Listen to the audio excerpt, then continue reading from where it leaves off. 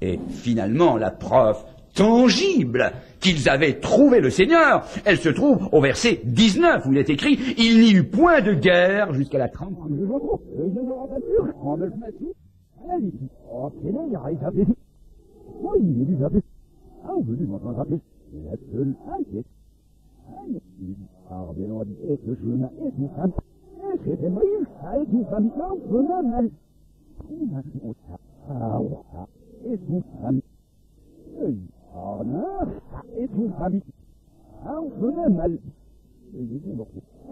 L'argent, l'or et les vases.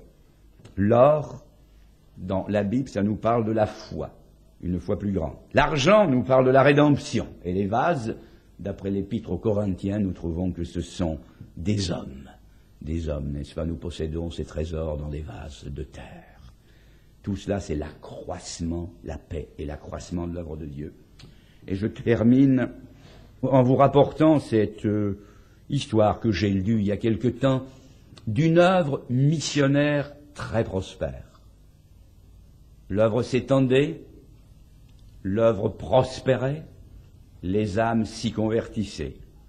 Et puis un jour, le Saint-Esprit a été contristé, car entre les membres de cette grande équipe missionnaire, il y a eu de l'envie, des heurts de caractère, manque d'égard, la susceptibilité, la rancune et les ravages de la langue.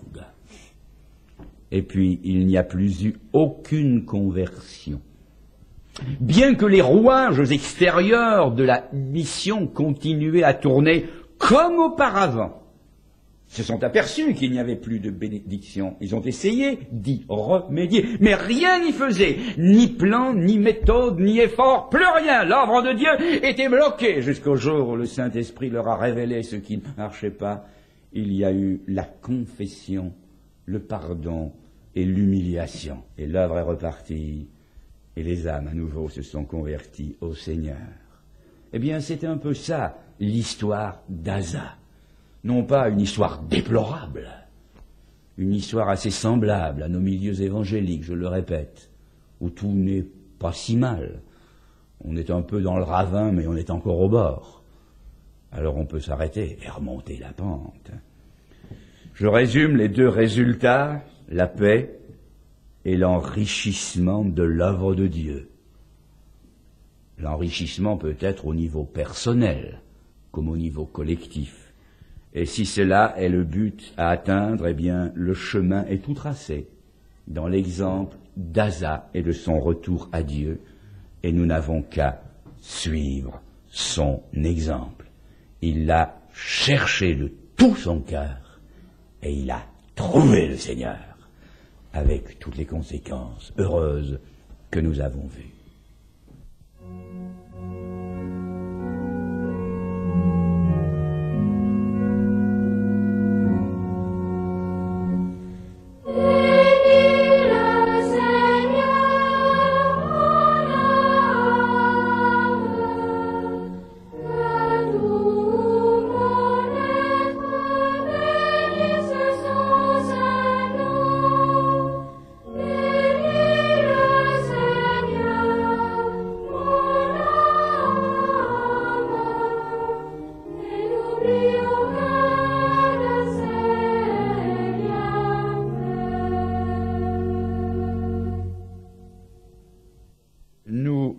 Dans le deuxième livre des Chroniques, au chapitre 22. Deuxième livre des Chroniques, chapitre 22, et à partir du verset 10. Nous abordons le deuxième réveil de l'Ancien Testament sous le règne du roi Joas. 2 Chroniques 22, verset 10. Athalie, mère d'Acasia, voyant que son fils était mort, se leva et fit périr toute la race royale de la maison de Juda. Mais Joshabéat, fille du roi, prit Joas, fils d'Acasia, et l'enleva du milieu des fils du roi quand on les fit mourir. Elle le mit avec sa nourrice dans la chambre d'Élie.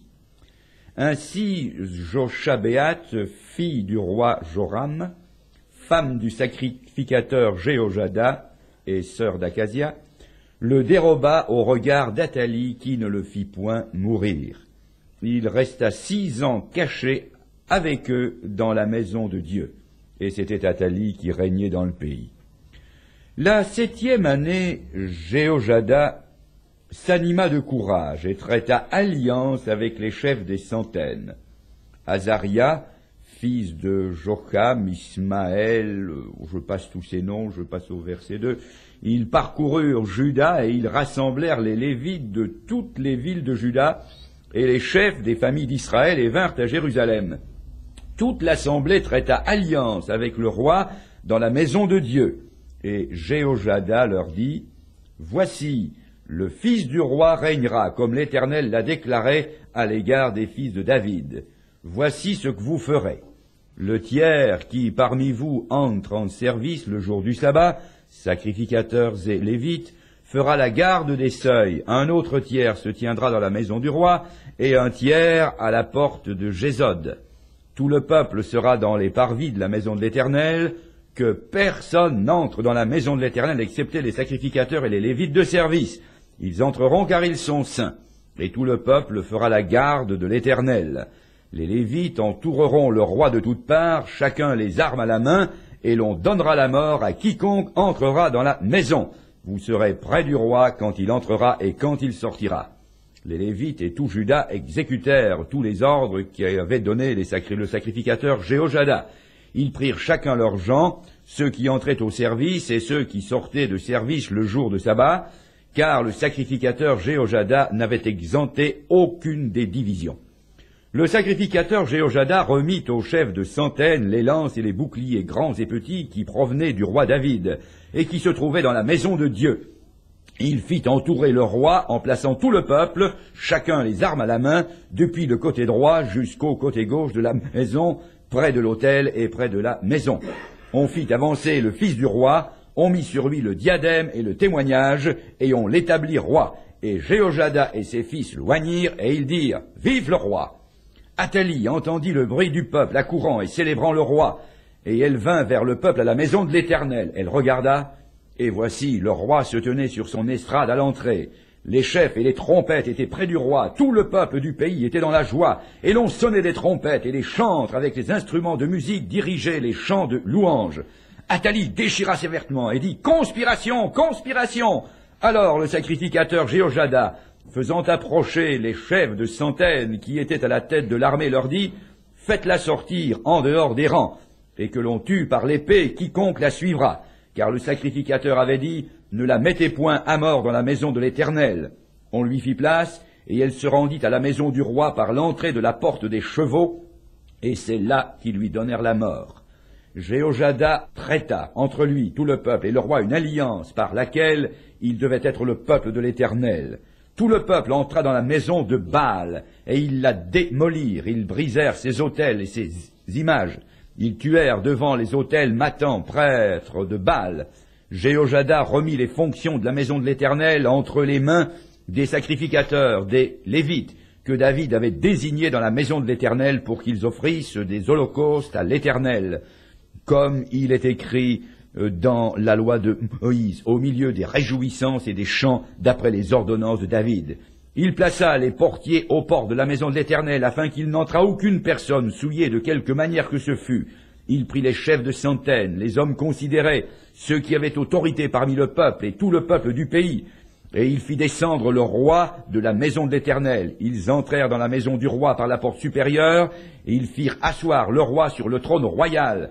Tout le peuple du pays se réjouissait, et la ville était tranquille. On avait fait mourir Athalie par l'épée. Et puis je saute au chapitre 24, et je lis les versets 15 et 16. Jéhojada mourut, âgé et rassasié de jours. Il avait à sa mort 130 ans. On l'enterra dans la ville de David avec les rois, parce qu'il avait fait du bien en Israël et à l'égard de Dieu et à l'égard de sa maison. Nous abordons ce matin le deuxième réveil sous le roi Josias. Et nous remarquons d'emblée que ce réveil est lié à un homme, le sacrificateur Jéhojada.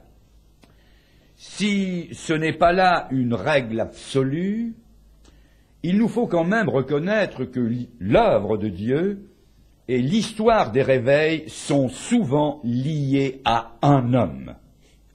Des noms se pressent à notre mémoire: Gédéon, Moïse, David, ou quelques-uns des noms cités dans la liste d'Hébreux 11.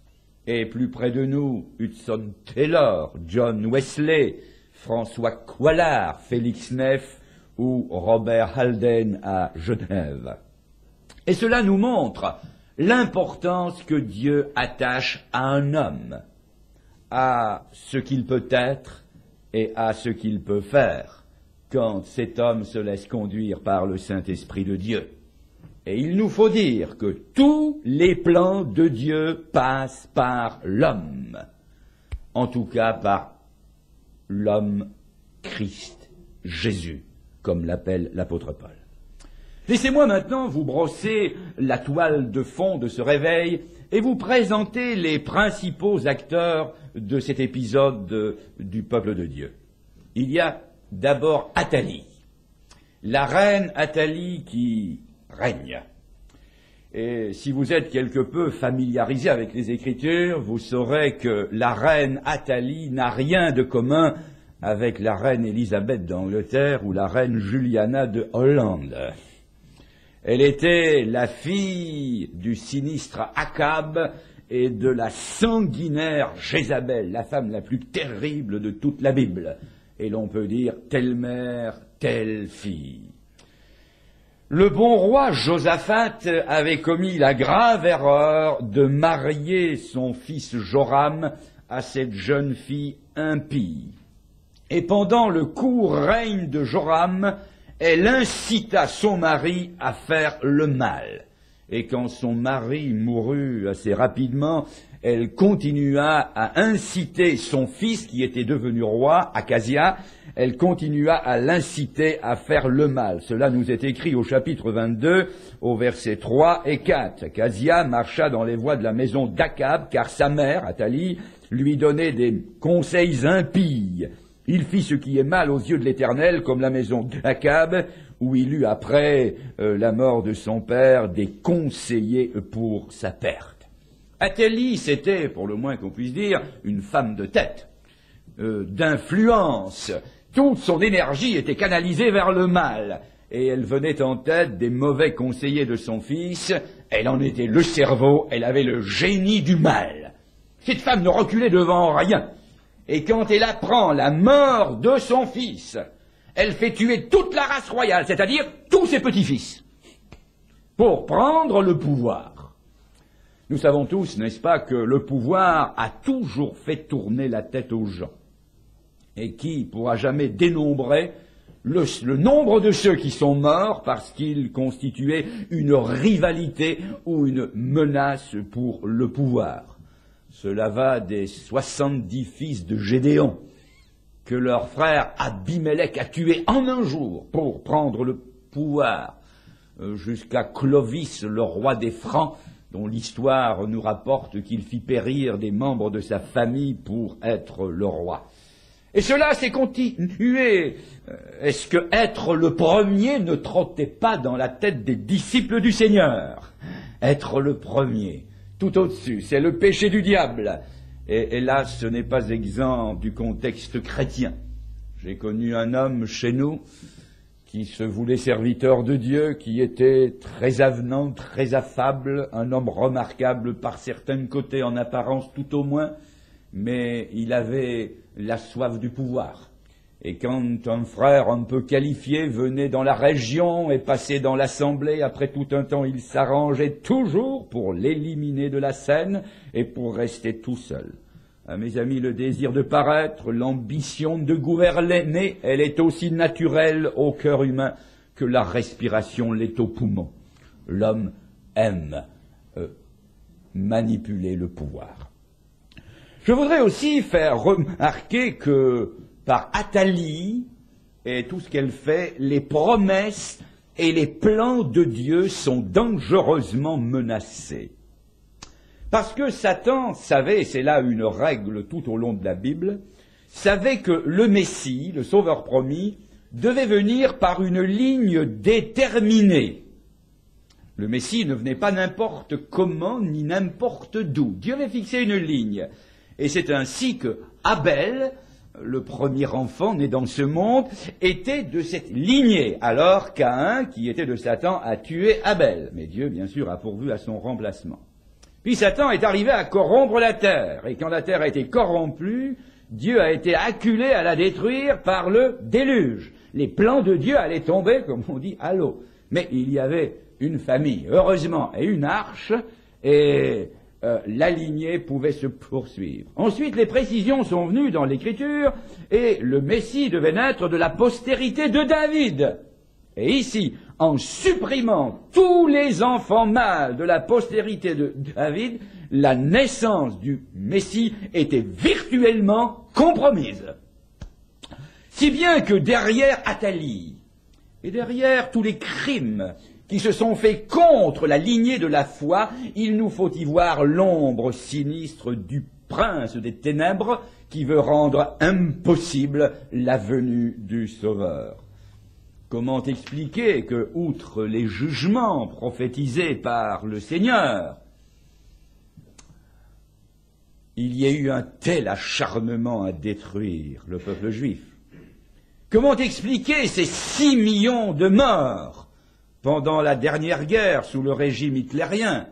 Comment expliquer que des pays voudraient maintenant rayer Israël de la carte du monde? Comment l'expliquer? Tout simplement parce que Satan sait très bien, et c'est le Seigneur Jésus qui l'a dit, le salut vient des Juifs.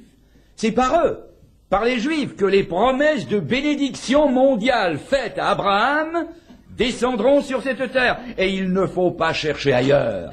La raison de ce qu'un journaliste a un jour écrit concernant ce qui se passe au Moyen-Orient, c'est haine qui atteignent des sommets effroyables. Il y a derrière tout cela, je le répète, l'ombre sinistre du prince des ténèbres. Et pour la délivrance in extremis du descendant royal, Dieu se sert d'une princesse de second rang, qui n'est autre que la tante du bébé Joas.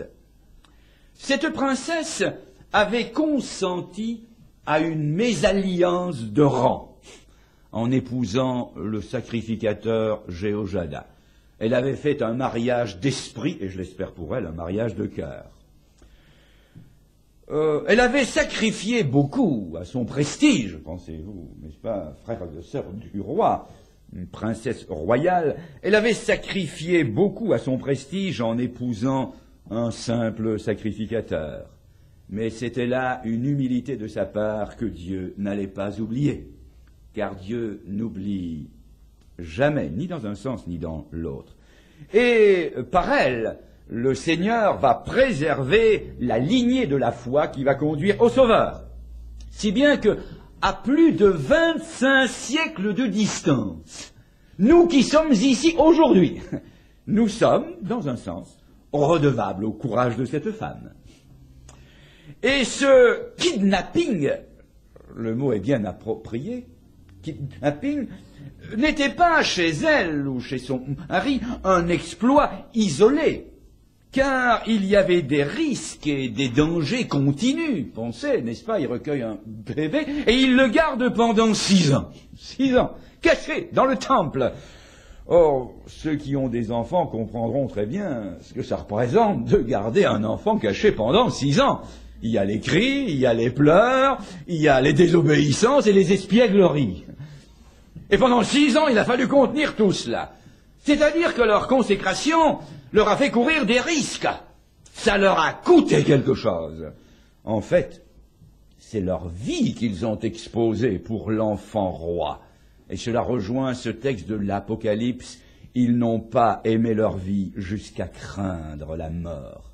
Et frères et sœurs, si Joas valait ce prix, combien plus l'enfant de Bethléem, qui lui n'est pas seulement un roi, il est le roi des rois.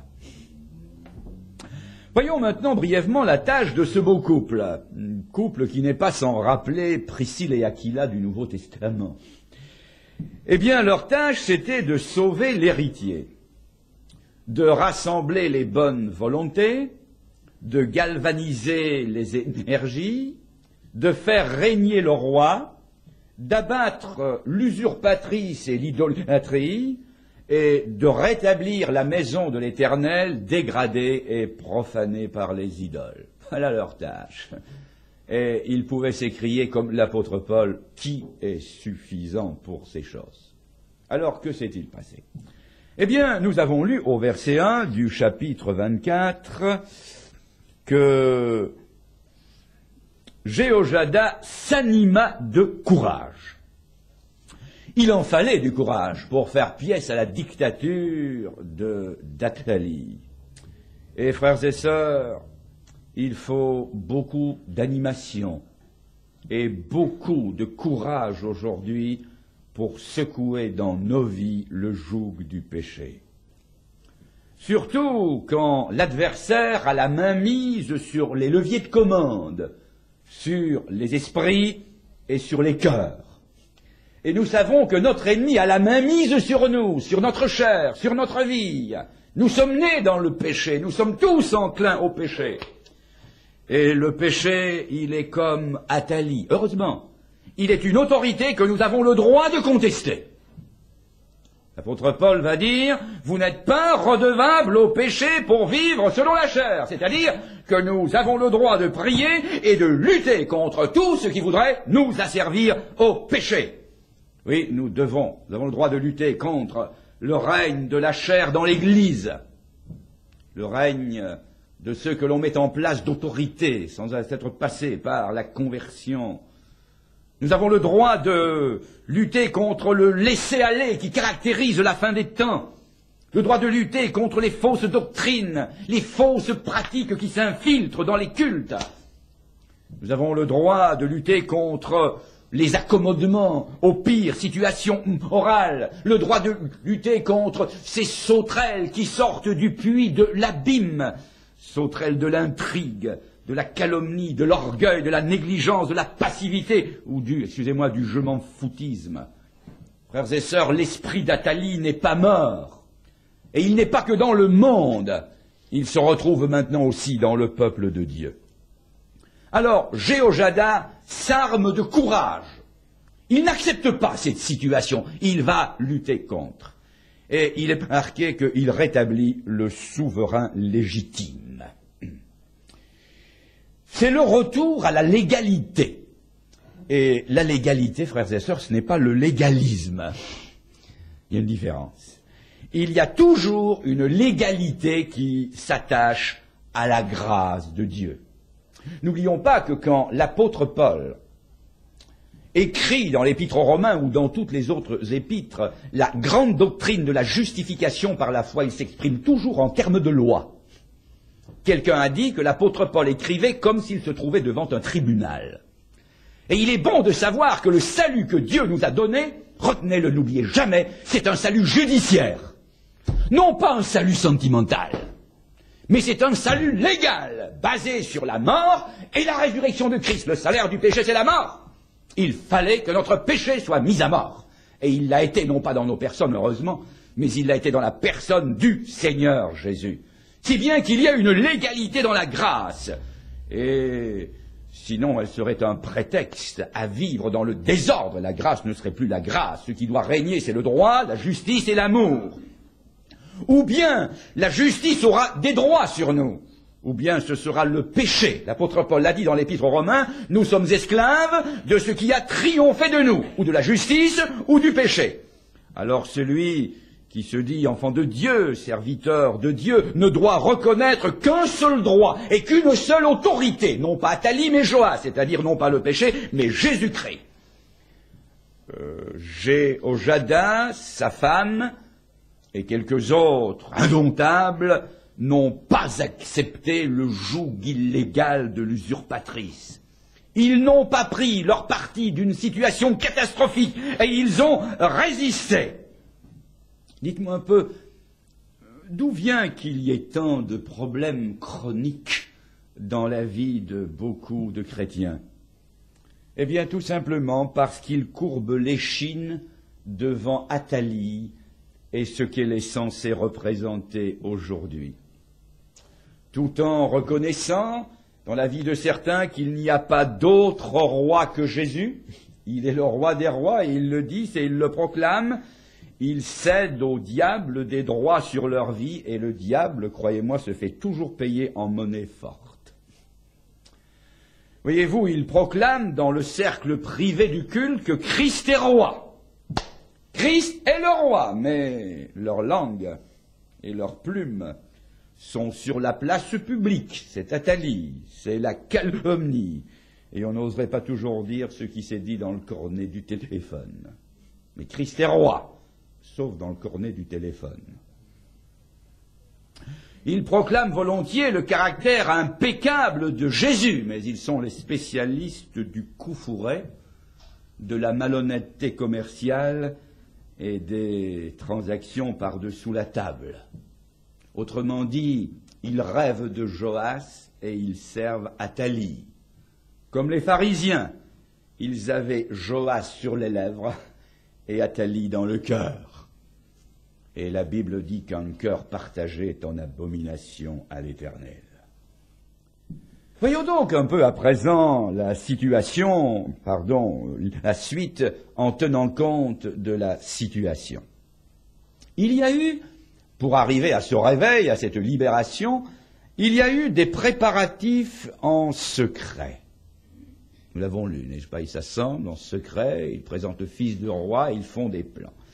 Et il doit y avoir, chez nous, si nous voulons une victoire, il doit y avoir une vie cachée, une vie intérieure, une vie intense.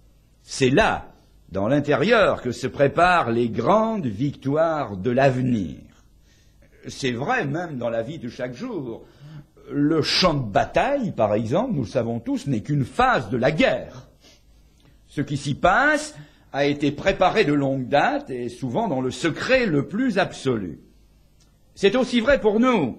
C'est dans les profondeurs de notre être et dans notre communion avec le Seigneur que se préparent les grandes batailles de la vie. Et celui qui n'aurait aucune vie intérieure n'aurait aucune chance de remporter les combats de la foi. Il faut une vie intime et intérieure, cachée. C'est la raison pour laquelle, et je le dis avec tristesse, il naît dans nos pays, dans nos milieux évangéliques, tant de groupes vocaux. Ils naissent comme ça pousse comme des champignons, puis ça se corrompt comme les champignons, ça se remplit de verre au bout de très peu de temps. Parce qu'il n'y a pas de vie intérieure, pas de vie d'église. Ils prennent leur chant pour un ministère que le Saint-Esprit n'a pas prévu. Car ça ne se trouve pas dans aucune page de la Sainte Écriture, et c'est tout. Pas de vie d'église, rien. Alors les bravos, les applaudissements, les grandes foules, les décibels, tout cela, vous les retrouvez 2 ans après. Non seulement le groupe n'existe plus, ça je pourrais le comprendre, que les choses se déplacent, mais eux-mêmes, où sont-ils? Ils ne sont plus nulle part, et souvent plus dans aucune église, parce qu'il n'y a pas eu cette culture de la vie intérieure, de la vie avec le Seigneur. Il n'y a pas eu de vie de communauté, vie d'église, d'assemblée, vie profonde. Remarquez que, et là il faut aller plus loin, ces gens qui se sont rassemblés en secret auraient pu éterniser leurs sentiments. Heureusement qu'ils ne l'ont pas fait. Ils auraient pu en cultiver la noblesse à huis clos. Ils auraient pu multiplier leurs rencontres dans le secret. Ils auraient pu venir et à la dérobée s'assurer de la bonne mine du roi et se proclamer ses plus fidèles serviteurs. Et cela, au lieu de durer 6 ans, aurait très bien pu durer 66 ans. Cela veut dire que s'ils avaient continué comme ça n'aurait pas changé quelque chose à la situation. Athalie n'en aurait pas moins continué à dicter ses ordres, à se faire obéir et à se faire respecter. C'est-à-dire que s'il y a un côté privé, il doit y avoir aussi un côté public. S'il y a un côté défensif, il y a un côté offensif. Alors, je pose la question, quand le trône d'Athalie a-t-il tremblé? Quand? Non pas quand ils se sont réunis en privé seulement. Mais voyons maintenant, au verset 10 du chapitre 23, au verset 10, il est écrit, il fit entourer le roi en plaçant tout le peuple, chacun les armes à la main. Ils prennent les armes à la main. Au verset 11, on dit, on mit sur lui le diadème et le témoignage. Au verset 11, encore, ils ont crié, vive le roi! Et au verset 13, il est marqué, le roi se tenait sur son estrade à l'entrée, les chefs et les trompettes étaient près du roi. C'est-à-dire que les chefs, ouvertement, sont près du roi, et au chapitre 13, verset 13, ils embouchent les trompettes et ils se mettent à sonner de la trompette. C'est-à-dire que maintenant, ouvertement, ils prennent position pour le roi. Ils sortent de leur chambre haute, ils descendent dans la rue.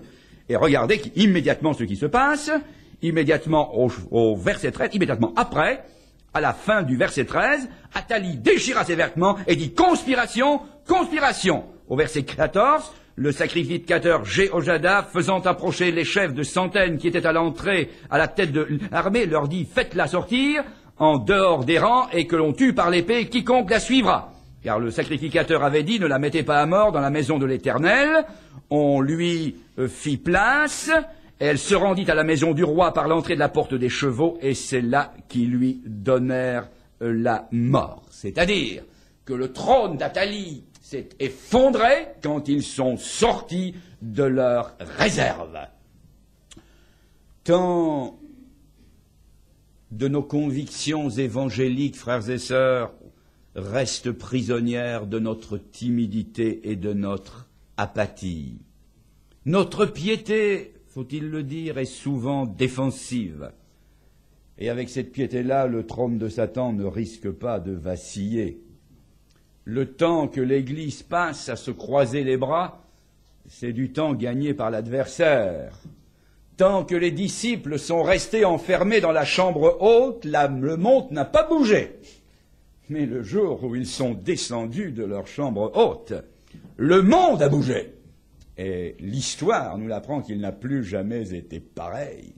Les disciples sont sortis, en quelque sorte, les armes à la main, armes spirituelles, s'entend. Ils ont fait bloc autour du ressuscité. Et devant l'empereur, ils ont proclamé que Jésus était ressuscité, qu'il était le roi des rois. Ils l'ont proclamé haut et clair. Et l'empire le plus puissant du monde, le défenseur du paganisme, a été ébranlé jusque dans ses fondements. Cela parce qu'il y avait eu la chambre haute, peut-être, mais aussi parce qu'ils étaient descendus de la chambre haute. Alors, voyons maintenant ce qui se passe, chapitre 23, et je vous lis le verset 17. Tout le peuple entra dans la maison de Baal, et ils la démolirent, ils brisèrent ses autels, ses images, ses statues, ils tuèrent devant les autels Mathan, prêtre de Baal.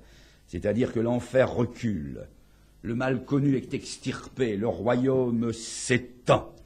Regardez au verset 19 à présent, il plaça les portiers aux portes de la maison de l'Éternel afin qu'il n'entrât aucune personne souillée de quelque manière que ce fût.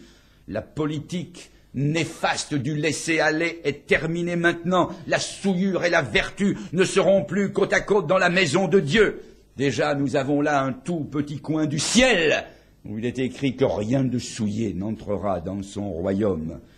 Au chapitre 24, et au verset 13, il est écrit « Ceux qui étaient chargés de l'ouvrage travaillèrent, et les réparations s'exécutèrent par leurs soins. Ils remirent en état la maison de Dieu, et ils la consolidèrent. » C'est-à-dire que les endroits faibles étaient renforcés, et ce que la négligence et la vétusté avaient détruit était maintenant remplacé et remis à neuf. L'œuvre de Dieu s'étendait, et elle ne s'est pas faite que dans les cœurs et dans les matériaux. Si nous avions le temps de lire les quelques versets qui précèdent, au chapitre 24 et verset 11, nous trouverions aussi que l'œuvre de Dieu s'est faite au niveau des bourses. Non pas au niveau des matériaux, je le dis, et du cœur, mais au niveau de la bourse. D'ailleurs, j'ai souvent dit, et ça a souvent fait rire, que ces messieurs portent toujours leur portefeuille du côté du cœur. eh bien c'est là que le travail s'est fait. Il n'y a plus eu aucun problème financier majeur. Tous les besoins financiers étaient couverts et il y en avait encore de reste. Le résultat, c'est que le royaume s'étend, ils sont dans la joie, ils sont dans le service et ils sont maintenant dans la tranquillité. Oui, c'est un réveil. Joie, service, tranquillité. Est-ce que c'est là ce que ressent notre âme? Joie, puis service et tranquillité. Et pour terminer, je voudrais ajouter quelques mots sur Jéhojada lui-même. Ce sacrificateur qui a été la cheville ouvrière de ce réveil, Jéhojada. Son nom veut dire, car vous savez qu'en Israël, on donnait aux enfants un nom avec une signification. Moi je m'appelle Fernand, je ne sais pas pourquoi. Et mes parents ne le savent pas. Je ne sais d'ailleurs pas si ça veut dire quelque chose, ça veut probablement rien dire, rien du tout. Mais tous les enfants, à cette époque, eh bien, ils avaient un nom qui voulait dire quelque chose, et leur nom était une sorte de prophétie qui s'inscrivait dans leur vie. Et Jéhojada veut dire « l'Éternel sait ». Et lui aussi, il savait. Il savait qui était l'Éternel. Il le connaissait d'une façon personnelle. Il savait ce qu'il fallait faire. Il savait comment il fallait le faire. Il savait quand il fallait le faire. Et il l'a fait. Jéhojada est un homme qui a eu une grande influence sur le roi Joas. Il a été son précepteur depuis 6 ans, depuis tout petit en fait, jusqu'à ce que lui-même soit mort. Un heureux ascendant toute sa vie. Et le roi Joas suivait ses conseils jusqu'au choix de ses 2 épouses. C'est Jéhojada qui lui a donné le conseil. Il va me dire 2, oui, mais dans ces temps de polygamie, n'en avoir que 2, c'était déjà extraordinaire. Et puis, Jéhojada a eu une grande influence sur le culte à Jérusalem. Il apporta un souffle nouveau et durable dû à sa personnalité, sa spiritualité et sa présence. Ce n'est peut-être pas la solution idéale. Je sais bien, le culte ne devrait pas dépendre de la piété d'un seul homme, mais de la piété de tous. Mais voyez-vous, frères et sœurs, il faut dire comme le général de Gaulle, les choses étant ce qu'elles sont. Et la Bible nous les rapporte fidèlement. Il a eu aussi une longue vie bien remplie. Il a vécu 130 ans. Et le pendant spirituel du Nouveau Testament, c'est que la longue vie se transforme en vie abondante, vie de plénitude. Jéhojada connaissait la source de la vie, l'Éternel, et s'y étant abreuvé, il était devenu à son tour une source jaillissante jusque dans la vie éternelle. Or, il n'avait que l'Éternel. Dans une action de grâce, j'ai entendu parler de la Sainte Trinité. Il ne connaissait pas le Sauveur, ni le Saint-Esprit. Or, nous allons plus loin. L'Éternel, nous le connaissons bien. Et nous connaissons qui est son Fils. Et nous connaissons le Saint-Esprit. Et nous avons reçu le Saint-Esprit. Alors, nous avons d'autres sources, ou tout au moins plus complètes, pour abreuver notre foi. Et nous aussi, nous devrions avoir cette eau qui jaillit jusque dans la vie éternelle. Et puis, il a eu cet homme une récompense royale. Il a été enterré dans les tombeaux des rois à Jérusalem. Et il s'est trouvé là côte à côte avec les plus grands noms de la Bible. Il est allé les rejoindre dans sa mort. Et on peut dire qu'il y a pour lui une prophétie qui s'applique au Messie. Il a eu sa part avec les grands et on a mis son tombeau avec les riches. L'honneur, retenez ça maintenant, qui lui a été conféré a éclipsé celui du roi Joas. Parce que si vous lisiez la suite, vous verriez que le roi Joas, après la mort de Jéhojada, a rétrogradé. L'histoire devient lamentable au point qu'il n'a même pas été enterré avec les rois de Juda. Il n'y avait plus de place, Jéhojada avait pris sa place. Et c'est tellement vrai que je vais maintenant rectifier le titre. Je vous avais dit que c'était le réveil sous Joas. Eh bien non, c'est le réveil sous Jéhojada. Par sa naissance et son éducation, cet homme ne devait jouer qu'un rôle de second plan, comme vous et moi. Qui sommes-nous? De bien petites gens. Mais par sa fidélité et sa persévérance, il a accédé aux plus hautes distinctions à la fois devant les hommes et devant Dieu. Sa vie et sa mort portent cette marque du Seigneur. Je dis bien sa vie. Et dans sa vie et dans sa mort, il porte cette marque du Seigneur. Mon ami, monte plus haut. Ainsi, Jéhojada est pour nous un exemple à nous faire envie, bien sûr, mais aussi l'explication de ce texte de l'Apocalypse.